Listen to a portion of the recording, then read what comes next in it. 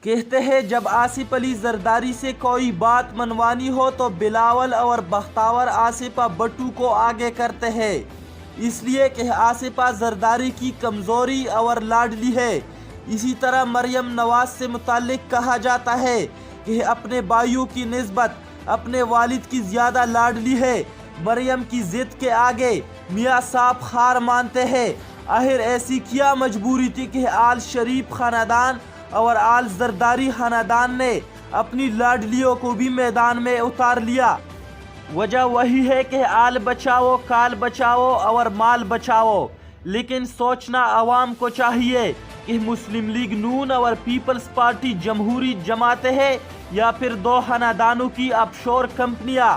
ان دو بچیوں کی پیچھے ہاتھ باندھے چلنے والے ہر دو پارٹیوں کے سفید بزرگ رہنماؤں کو شرم آج بھی نہیں آئی ہوگی کہ یہ کیسی جمہوریت ہے۔